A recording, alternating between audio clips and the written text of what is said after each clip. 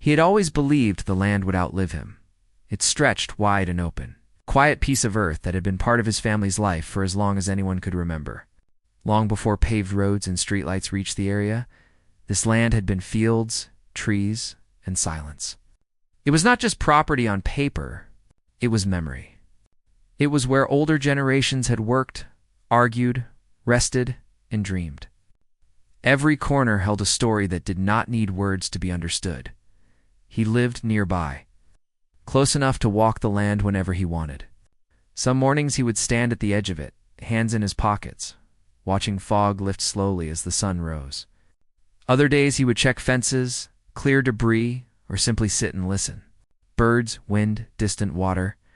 Nothing ever rushed here. Behind the land, not too far away, stood an old dam. Most people barely noticed it anymore. It had been built decades ago for water control, back when planning meant thinking 50 years ahead. The dam was solid, heavy, and quiet. It held water back during heavy rains and released it slowly when needed. It had rules, records, and agreements tied to it, though few still remembered the details. For him, the dam was just another part of the landscape, something that had always been there, doing its job without attention. That piece began to change in small ways at first. One afternoon, while walking along the boundary, he noticed wooden stakes pushed into the ground. Thin flags fluttered from them, bright and out of place. At first, he thought they might be for soil testing or some nearby work. He pulled one out, looked at it, then placed it back. He made a mental note and kept walking. A few days later, there were more. This time he counted them. They ran in straight lines, cutting across areas he knew well. The lines didn't follow natural curves or old paths. They looked planned, measured, intentional. He felt a slow tightening in his chest.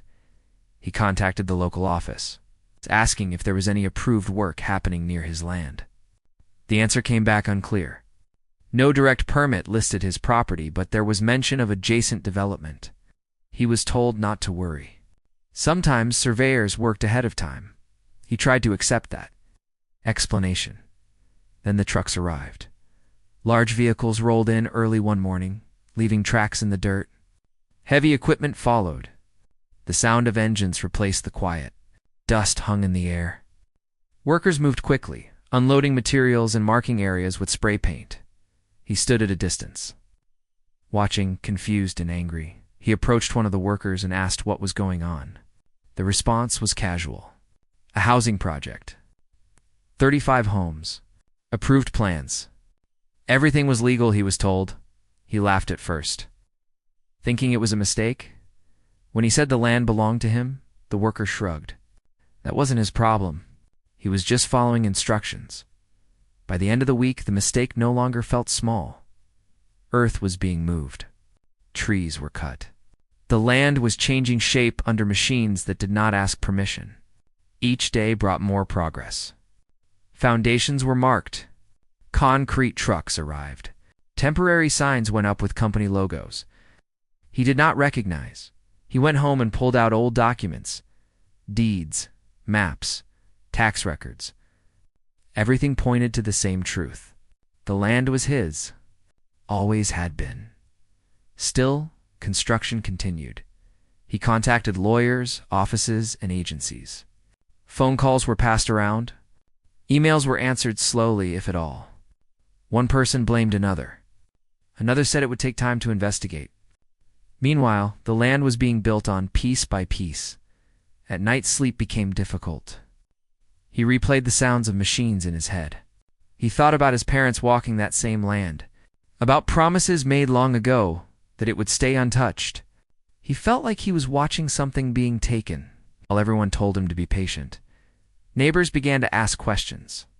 Some were excited about the new homes. Others were confused. A few quietly told him they thought something felt wrong, but no one wanted to get involved. The project looked official. There were permits posted, trucks with company names. People assumed it had been handled properly. He stood alone in his fight, at least in the beginning. As weeks passed, walls started to rise. What had once been open land now looked like a grid. Streets were carved where grass had grown. Pipes and wires were laid underground. The speed was shocking. It was as if the builders were racing against time. He realized something important then. They were trying to finish. Before anyone could stop them, he pushed harder. Filed complaints. Requested emergency reviews. Each step took time he didn't have. One official finally admitted there might be an issue with land records, possibly a mix-up with old boundary lines. But fixing it would not be fast. By then, several homes already had frames. Every visit to the site felt like a punch. He watched strangers shape a future on land that carried his past. No one looked at him as if he belonged there anymore. Security guards began asking why he was on the property. That hurt more than he expected. One evening, as the sun dipped low, he walked toward the back of the land, closer to the dam. The water level was steady, calm as always. The structure stood firm, unchanged by the chaos nearby. He remembered conversations from years ago, when older relatives talked about water rights, overflow paths, and safety rules. At the time, it had all sounded boring and distant. Now, those memories surface with new weight. He wondered if the developers had even looked at the land the way he had. If they knew its history? If they understood what sat beneath the surface. Rain clouds gathered that night. The weather forecast showed heavier storms ahead. Nothing unusual for the season, but enough to make him think. The dam had protocols for times like that. Release schedules, limits, responsibilities. He realized then that the land wasn't just dirt and space.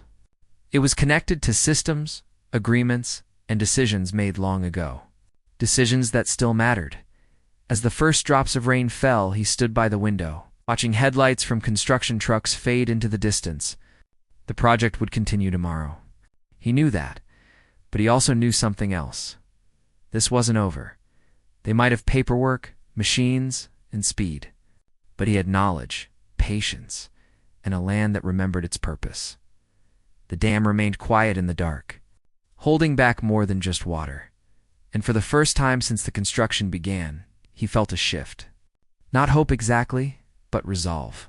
The kind that grows slowly, like roots underground. It's unseen but strong. Whatever happened next would change everything. He could no longer stand by and watch. Every morning, the land looked different, as if someone had taken a giant eraser to his memories and started redrawing the world in straight lines and cement. 35 homes were rising where fields had once waved in the wind. Trees that had grown for decades were now just stumps. Every piece of earth seemed to scream the same question. How had this happened without his knowledge? He began to spend hours going through every document he could find. Old deeds, tax receipts, boundary maps, water rights papers, even letters written decades ago by family members. Each paper reminded him that the land had been his, legally and morally. Yet despite all this, he could feel the weight of bureaucracy pressing down. Paper could prove ownership. It could not stop bulldozers or quiet the noise of construction. Neighbors started talking. Some were curious, some were annoyed by the commotion, but most were afraid to get involved. Developers had claimed that all permits were in order. The signs posted near the entrance of the construction site looked official. Trucks with company logos came and went. To outsiders, it all appeared normal. To him, it was anything but. The first meeting with the developers was tense. He showed up at their temporary office, maps and deeds in hand, hoping to get answers. He expected an apology, or at least acknowledgement of the mistake. Instead, he was met with polite smiles, a few vague nods, and the same rehearsed words, "Everything is legal. The project has been approved. There is nothing to discuss." It was as if the ground beneath him had shifted, and he was standing on a cliff, yelling into a void. He left the office feeling both angry and powerless. The legal system moved slowly. Courts scheduled hearings months away. Paperwork needed to be filed and verified. Every step was a battle against time, but time was the one thing he didn't have. Each day the construction continued. The more permanent the damage became. He decided he needed to know more about the people who had built these homes. He started attending community meetings, asking questions quietly at first. Observing how the developers interacted with officials, slowly a pattern emerged. Officials were either unaware of the land's true ownership or willing to overlook it. Developers had connections, people who could fast-track approvals or ignore small details that would normally stop construction. It wasn't illegal in the way the law was written, but it certainly felt wrong. Very wrong. Meanwhile, life around the construction site grew tense. Workers were polite but distant, moving quickly, leaving piles of dirt and concrete. The sound of machines became a constant background noise that followed him wherever he went. Birds no longer sang in the trees that remained. The wind felt sharper, carrying dust into his lungs and memory into chaos. He tried to find moments of peace, walking to the back of the land near the old dam, but even that space felt threatened. Every day, the water seemed higher, the clouds heavier, the world smaller. One afternoon, he met an elderly neighbor who had lived near the land for decades. The neighbor had watched as families moved away and new roads appeared, had seen the dam built and rebuilt, had experienced floods and droughts alike. She looked at him with tired eyes and said, "You always have to fight for what's yours, even if everyone else forgets it exists. The land remembers. It always does." Her words stayed with him. They reminded him that he was not alone, even if the legal system, the developers, and some neighbors acted like he was. The land itself, and those who respected it, were on his side. He began to document everything. Photographs of foundations, trees cut down, survey markers, construction schedules, and conversations with officials. He built a timeline, hoping to create a clear record that could not be dismissed. Each photo, each note, felt like a small shield, a way to protect what was his. Despite these efforts, the developers moved quickly. Houses were being framed faster than he could document them. Streets were paved. Utility poles went up. It was as if someone had pressed fast forward on a place that had once moved slowly, naturally. Every visit to the site brought frustration. Each machine he saw, each wall raised, felt like a reminder that law and justice often lagged behind. Ambition and money. He tried speaking with the residents who had moved into some of the completed homes. Most were polite but distant, apologizing that they had no idea the land belonged to someone else. Some seemed genuinely confused, others defensive. They were following the system, trusting paperwork that seemed official. He could not blame them, yet he could not ignore the injustice. The pressure began to mount inside him. He felt trapped between his duty to the land and the unstoppable momentum of development. His mind raced constantly, thinking about legal strategies, water rights, and old agreements that might provide leverage. The dam, always in the background, became more than a memory. It became a symbol of control, of rules that had once been respected and could still be used if understood properly. Weeks turned into months. The homes neared completion. Streets were lined with new mailboxes and street signs. The land was almost unrecognizable, and yet he refused to leave. He was determined to fight until the truth came out, even if it meant standing alone against the forces of construction, bureaucracy, and indifference. Then came the first real hint of leverage. While going through old county records, he discovered that the dam's operating procedures had never been updated to match the current development plan. There were schedules, limits, and permissions that no one had followed in decades. It was a small detail, buried deep in dusty files, but it was something no developer could ignore. It was a reminder that the land had rules beyond ownership, rules that could not be rewritten overnight. The thought sparked a new determination in him. He began making calls, gathering experts, and understanding every technical aspect of the dam, water flow, and environmental limits. He realized that if the dam was managed correctly, it could affect the new construction, possibly halting or delaying the project until the land's legal status was properly recognized. As this plan formed in his mind, he felt a strange combination of fear and relief. The fear came from knowing the stakes homes were built. People were living there. The damage could be severe if things went wrong. The relief came from the realization that the land itself had ways of protecting itself if he could understand them. At night, he would sit by the window looking at the lights of construction in the distance, the hum of machines echoing faintly in the darkness. The dam, calm and silent, reflected the moonlight. It was a reminder that some forces moved slowly, patiently, and with more power than one could imagine. He knew the moment was coming when knowledge, patience, and action could combine in a way that would shake the construction to its foundation. The community had started noticing small signs of tension. Some neighbors whispered about disputes. Others began asking questions about permits. A few even suggested the project might have overstepped boundaries. Yet most people were still caught up in daily life, unable or unwilling to understand the complexities beneath the surface. He knew time was running out, but he also knew that rushing into conflict without preparation would be disastrous. He spent evenings revisiting the old memories of the land, walking paths overgrown with grass, touching stones that had been there for decades, remembering the stories told by those who came before. Each memory strengthened his resolve. This was not just land. It was a living record, a place with rules and limits. And it deserved to be defended. The construction continued, but he felt a quiet power building. While the developers had machines, money, and momentum, he had knowledge, patience, and the land itself as allies. There were days when despair crept in, watching walls rise and fences go up. But there were also days of small victories, finding errors in paperwork, noticing safety oversights, or uncovering forgotten regulations.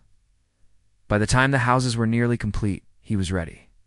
Not with anger alone, but with a strategy informed by decades of understanding the land, its water, and the laws that had been neglected. He had become a quiet force, preparing for a moment that would change everything, and the land was ready to help. He knew one thing with absolute clarity.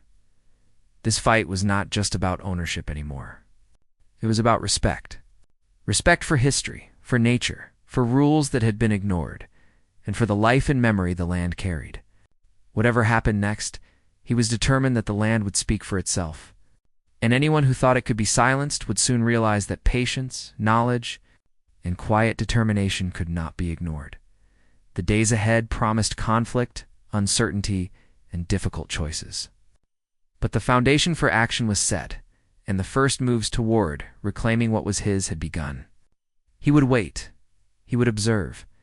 And when the time came, he would act not recklessly, but decisively. The land had taught him that, and in that lesson he found a strength that no bulldozer, no permit, no developer could take away. He had always thought of the dam as just part of the background, a quiet, solid structure that held water back, nothing more. But now, as the houses rose one by one on his land, the dam became more than concrete and steel. It became a symbol of control, a reminder that even the strongest forces, if understood, could be used to protect what mattered. He began spending long hours near the dam, walking along its edges, taking notes, and watching the water. He noticed subtle changes, how it responded after heavy rains, how the release valves worked, and how the surrounding land absorbed the overflow. He even started studying old manuals, agreements, and maintenance records. Some were decades old, yellowed with age, but full of information that no one had paid attention to. It amazed him how much power had been built into this structure, and how few people actually understood it. The developers didn't know. Officials had largely forgotten. The dam held water, yes, but it also held rules, limits, and obligations that could not be ignored if someone understood them. He realized that these rules could be the key to stopping, or at least delaying the construction that was swallowing his land. Every valve, every release schedule, every safety limit could affect the houses already built. If managed properly, the dam could force people to pay attention, but he needed help. He was not an engineer. He had never operated a dam. He needed someone who understood the mechanics and regulations, someone who could confirm what he had discovered in the old files. After some research, he found an older engineer who had worked on the dam years ago. The man had retired, lived quietly in a nearby town, and seemed skeptical at first. But when he saw the land and heard the story, his expression changed. He began explaining things with careful detail, pointing to records and diagrams, describing how the water flowed, how the gates opened and closed, and what legal responsibilities had been forgotten over the years. Together, they walked the land and the dam. Every measurement, every note, every valve became a potential tool. The older engineer warned him that acting without care could be dangerous. Flooding homes was not something to take lightly. People's lives could be affected, and he needed to be cautious. He listened carefully. He did not want to harm anyone. He only wanted the truth to be recognized and the law to be followed. But he also understood that time was short. The developers were racing to finish the homes. Streets were paved, utilities connected, and families were beginning to move in. If he waited too long, the opportunity to use the dam as leverage might pass. Meanwhile, tension in the community grew. Some neighbors started asking questions about the construction, the permits, and the speed of development. Others were indifferent, caught up in daily life, or trusting that everything had been approved legally. But he noticed a shift. Whispers started to spread about potential errors in the paperwork and the history of the land.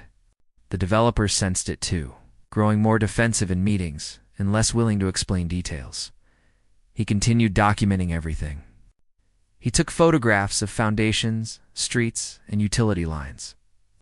He recorded conversations, collected copies of old approvals, and mapped every change made to the land. It was a meticulous effort, and it took time, but it was necessary. Every detail might matter if the situation escalated. Then came the storm warnings. Rain was expected in the coming days, heavier than normal. The engineers said the dam would need careful management to prevent flooding. Normally, the water level had been maintained at a safe height. But with the added construction, runoff from streets and rooftops could create risk. He felt a mixture of concern and cautious hope.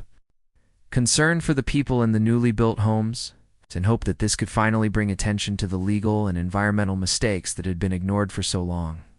He realized the dam could not only protect the land, but also force the developers and officials to acknowledge the mistakes. Late one night, he returned to the dam. Rain had begun to fall lightly, tapping against the concrete. He watched the water rise, slow and steady. It was a reminder of how delicate the balance was. A little too much water, or a release at the wrong time, could change everything. But the balance was also an opportunity. A chance to show that nature, law, and history could not be ignored forever. He began to plan carefully. First, he needed to notify authorities in writing. He documented the potential risks if the dam was not managed according to the old agreements. He highlighted the construction that had taken place in violation of safety limits, showing photographs, maps, and records. Every point was precise and backed by evidence. Next, he contacted the media quietly. Not to create panic, but to make sure someone outside the offices and construction sites knew the truth. He wanted the story to be public so that no one could claim ignorance if something went wrong. Local reporters came, took notes, and asked questions. His evidence was clear, and the urgency was obvious. The developers grew aware of the pressure. Meetings were held behind closed doors, and they began sending representatives to discuss the issues. He met with them, calm but firm, presenting the facts as they were. There was no arguing about ownership, yet only concern for safety and legality. The changes at the dam meant that work could not continue without following proper procedures. As the rain fell heavier, he watched the first real test of the dam's power. Water levels rose in the reservoir. The release valves were monitored. Engineers carefully adjusted flow to maintain safety. He followed every movement, every report, feeling a strange sense of control over something that had always seemed passive. For the first time in months, he felt like the land itself was responding. It was a reminder that even in the face of destruction, there were limits that could not be crossed without consequence. The houses might be strong, the streets paved, but water was patient. It waited, moved slowly, and respected rules that had been long forgotten. He continued to coordinate with the engineer, checking every detail, ensuring that the dam's operation would remain safe but effective. He had learned that acting recklessly could ruin everything he had worked for. Instead, he needed precision, patience, and timing. At the same time, legal action began to catch up. Lawyers reviewed his findings, confirmed the documents, and filed emergency notices with the local government. Officials who had once ignored his complaints now had to respond. Meetings were scheduled. Inspections were announced. It was slow, frustratingly slow, but progress was being made. Neighbors started to notice changes. The quiet tension near the site grew into conversations, whispers into questions.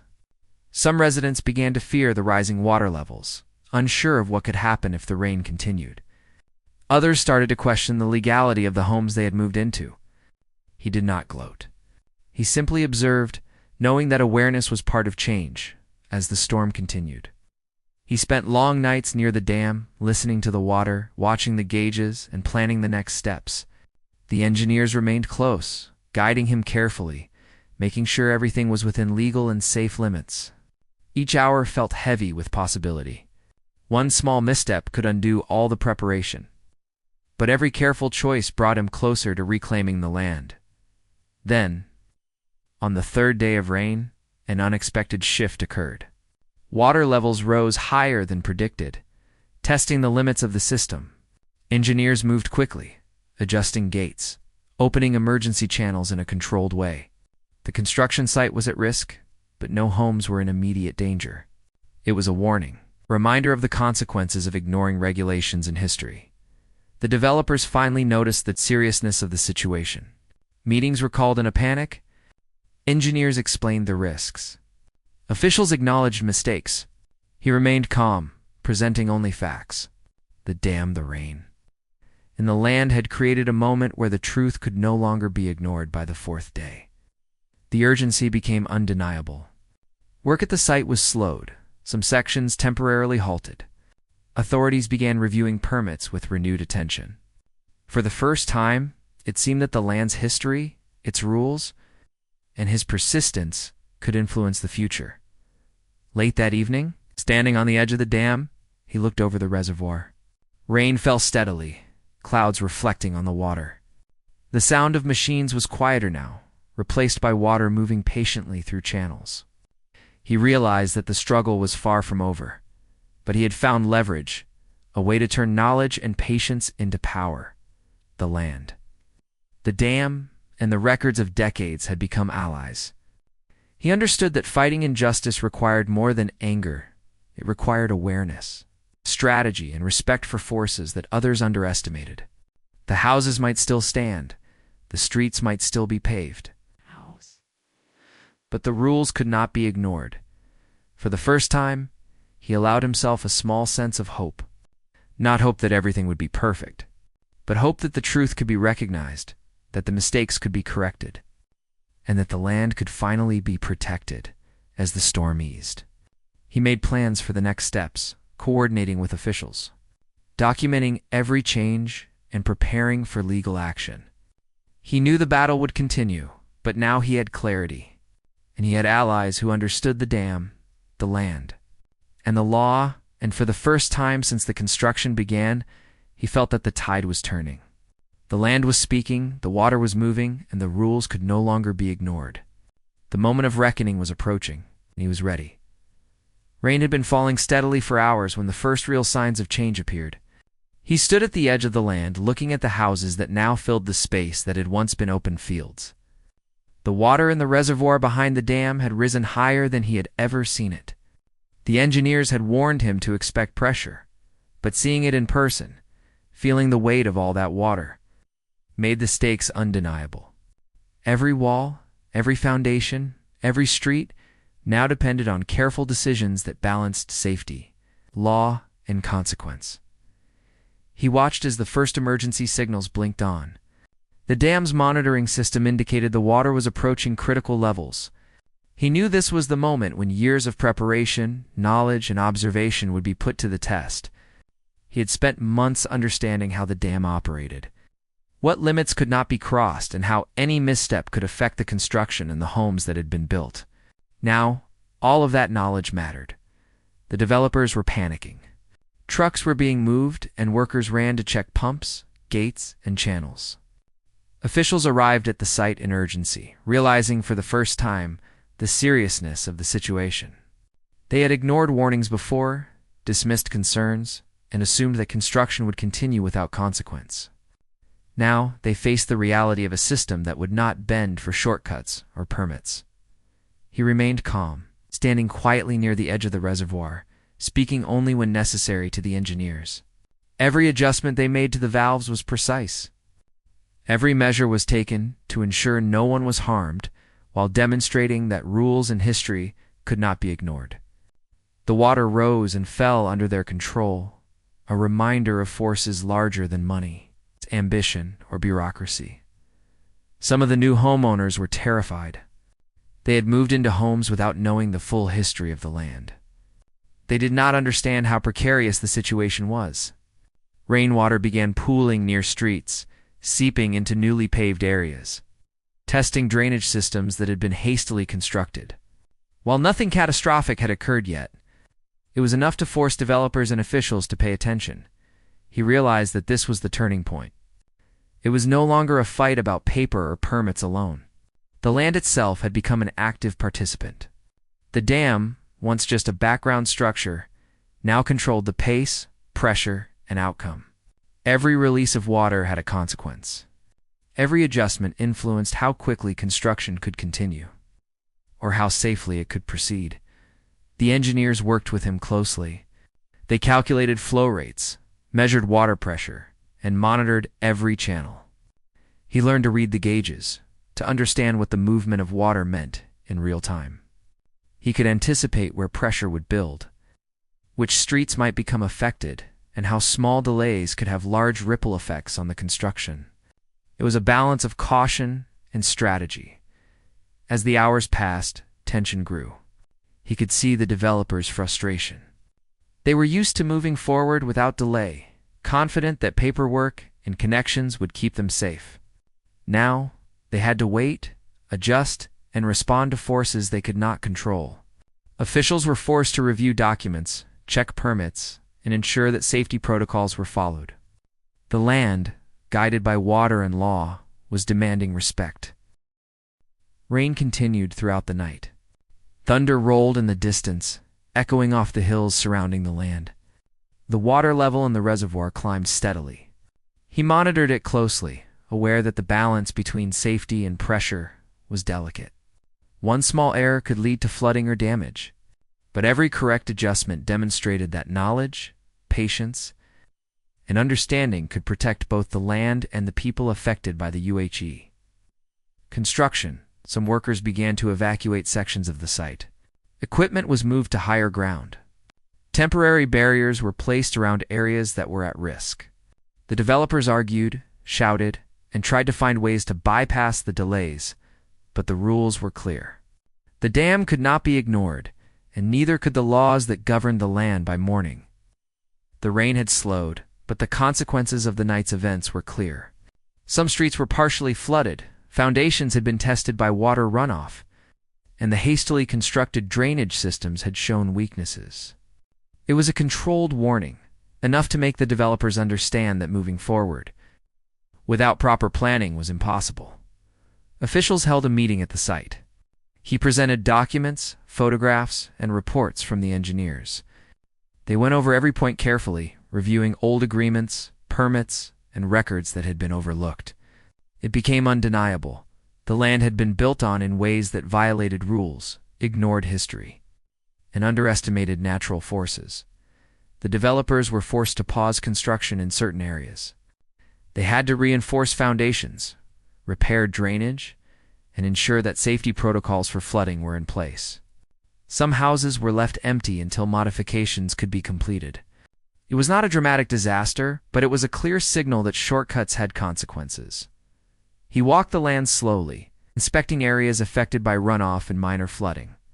Standing in places that had once been open fields, now crowded with homes and streets, he felt a mix of relief and sorrow. Relief that the law, the dam, and careful planning were being recognized. Sorrow for the changes already made, for the memories lost, for the struggle that still lay ahead. Neighbors began asking questions more openly. Some were frightened, some curious, but many were beginning to understand that there were rules that could not be ignored. Whispers turned into conversations. Concerns about the safety of the construction, the legality of the work, and the respect for the land became more common. He coordinated with engineers and officials for the next steps. Water levels were carefully reduced to safe levels, but the lessons of the night remained clear. Construction could not continue blindly. Safety, legality, and history had to be respected. The dam had done its work, not through destruction, but through demonstration. By the end of the day, the site was quiet. Workers were reorganizing, officials were reviewing documents, and the developers were visibly frustrated but attentive. He stood at the edge of the reservoir, looking at the water calm again. The storm had tested everything, and the dam, the land, and careful planning had prevailed. He knew the fight was not over. Legal processes still needed to run their course. Developers might try to find ways around restrictions. Officials might still resist full accountability.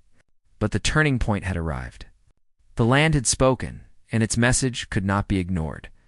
That night, he walked through the land. The streets were wet, the foundations solid but tested, and the air smelled of rain and earth. For the first time, he felt that he had a real chance to protect what had been taken from him. The dam had proven that the balance of nature and law could not be disregarded. He reflected on the months of struggle, the documents, the calls, the meetings, the sleepless nights. All of it had led to this moment where the land itself became a force for justice. He understood now that the battle was never just against developers or bureaucracy. It was a fight for recognition of history, respect for rules, and the protection of something that belonged not only to him, but to generations before him. The next day, work continued under strict oversight. Engineers monitored water, officials reviewed permits constantly, and the developers moved more carefully than before. He continued to walk the land, taking notes, documenting changes, and planning the next phase of action.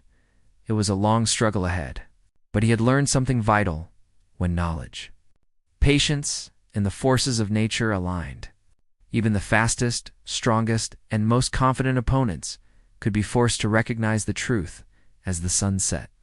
He looked over the land at the houses that had been built, the streets that now divided what had once been fields, and the dam that had remained steadfast through it all. He understood that the story was far from over, but for the first time, he felt that balance had been restored, at least temporarily. The dam had changed everything, and he was ready for what came next. The days after the storm brought a strange quiet. The construction site, which had been alive with noise and activity for months, moved more slowly now. Trucks were fewer, machines rested, and the streets that had been recently paved bore the traces of water and mud from the heavy rainfall. He walked along the paths of his land, now a strange mixture of homes and open spaces, and for the first time felt the weight of everything that had happened. The legal process had begun in earnest. With the dam's actions during the storm as evidence, authorities could no longer ignore the discrepancies in permits, construction approvals, and land ownership records. Inspectors came to the site regularly, documenting everything, comparing the houses, streets, and foundations with the historical boundaries and records he had provided. Each visit brought him a small measure of relief. The law, slow and deliberate, was finally responding. Some developers attempted to argue, claiming technicalities or oversights. But the combination of public awareness, legal evidence, and the clear demonstration of risk from the dam's management left little room for maneuver. Engineers and officials were firm in their conclusions. Construction could not continue without strict adherence to rules that had been long ignored. Some homes were declared uninhabitable until safety measures could be confirmed. Streets were temporarily closed, and further construction was paused indefinitely. He felt a strange mix of emotions. Relief, because the work that had been done without permission was now being scrutinized. Satisfaction, because the months of careful planning and documentation had yielded results. But also sorrow, for the land that had been altered, for trees that had been cut down, and for memories that could never be restored. The land had been partially reclaimed, but its scars remained. Neighbors began to approach him with questions and curiosity. Some apologized for moving into homes built without full knowledge of the situation. Others were frustrated but acknowledged that he had been right.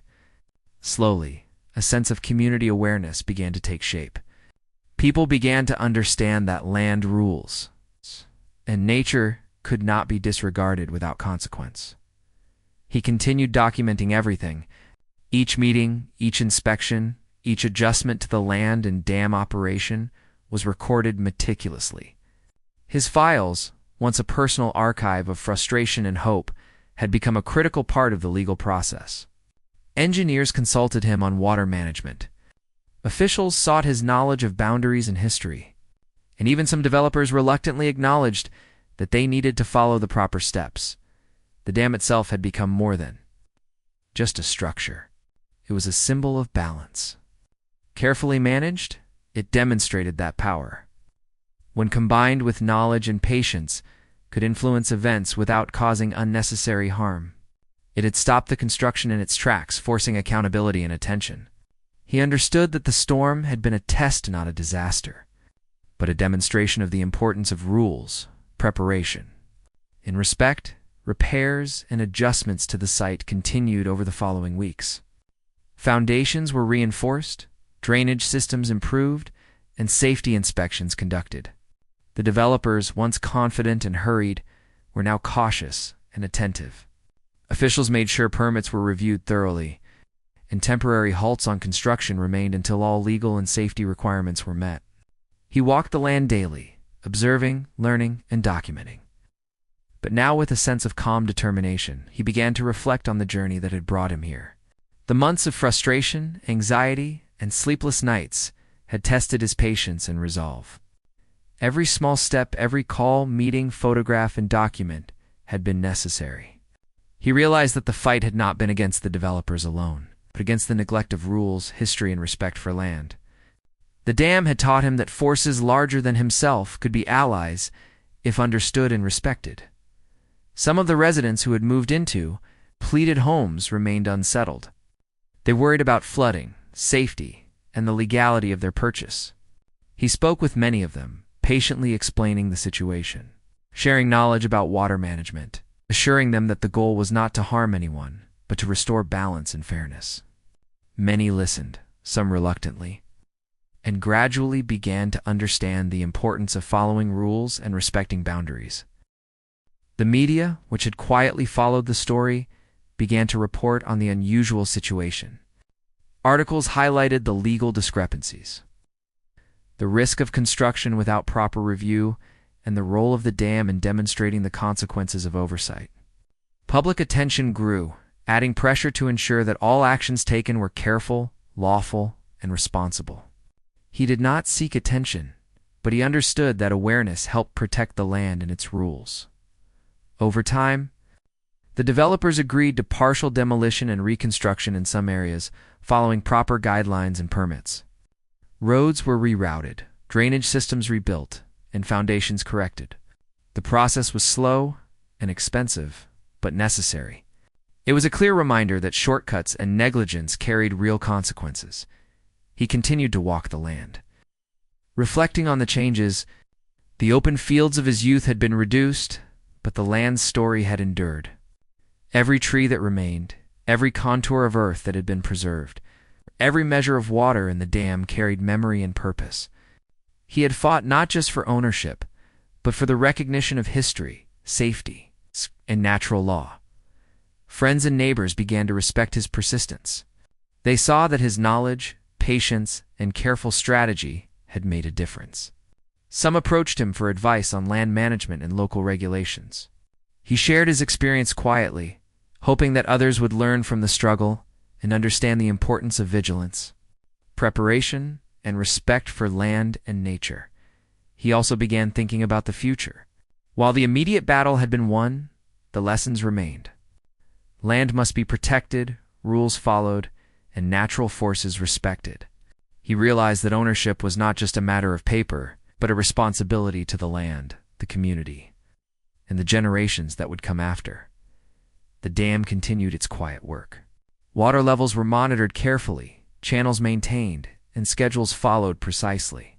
It had become a symbol of balance and patience, a reminder that forces, when respected, could maintain order and prevent disaster. He often stood by the edge of the reservoir, reflecting on how much had been accomplished and how much still needed attention. Legal proceedings continued, The outcomes were now favorable. The land was recognized officially, and any future construction required thorough review, permits, and adherence to safety and environmental standards. Developers accepted responsibility for errors, and agreements were signed to prevent similar situations in the future. He had achieved not just vindication, but systemic change that would protect the land for years to come. The emotional toll of the fight was still present. He thought about the frustration, fear, and anger that had marked the past months. But he also felt pride and relief. Pride in standing firm, in understanding the land, and in using knowledge and patience to achieve justice. Relief in knowing that the land was now protected, and that future generations would inherit rules. Safety and respect, along with ownership. Neighbors, once indifferent or fearful, began to see the land in a new light. Some even started small projects to restore areas affected by construction, planting trees, repairing minor damages, and creating spaces that respected the land's natural form. A sense of community, slowly and quietly, began to rebuild. He spent long hours walking, reflecting, and sometimes just sitting quietly, listening to birds, water, and wind. The land had endured, the houses had been corrected, and the balance between human ambition and natural law had been restored. He realized that the struggle had been worth every moment of worry, every night of sleeplessness, and every difficult conversation. Looking at the dam, he felt a sense of respect. It had been silent for years, ignored by most, yet it held power, rules, and consequences that no one could dismiss. It had been an unlikely ally, a reminder that preparation, knowledge, and patience could shape outcomes, even when the odds seemed against you. As the sun set over the land, he walked along paths that had survived construction, water, and time. The houses, streets, and restored areas formed a patchwork of memory, history, and compromise. He felt a deep connection to every corner of the land. Knowing that he had protected more than property, he had protected history, law, and respect for the forces that shaped the world. The fight had changed him. He was no longer just a landowner defending property. He had become a guardian of rules, memory, and natural order. He knew the scars of the struggle would remain, but so would the lessons learned. Future generations would inherit not just land, but a story of vigilance, knowledge, and the quiet power of patience. The land would continue, as it always had, resilient and patient. The dam would continue its work, the rules would be respected, and the memory of the struggle would serve as a reminder that no force, no matter how confident, could ignore the balance of nature, law, and careful preparation. And for the first time in many months, he felt at peace. The homes that had been built without permission were corrected, the land's rules acknowledged, and the forces of nature, history, and patience had all been respected. It was not perfect, but it was just. And for him, that was enough. He knew that vigilance would always be required, that land and law could never be taken for granted. But he also knew that with knowledge, patience, and respect, even the most difficult challenges could be overcome.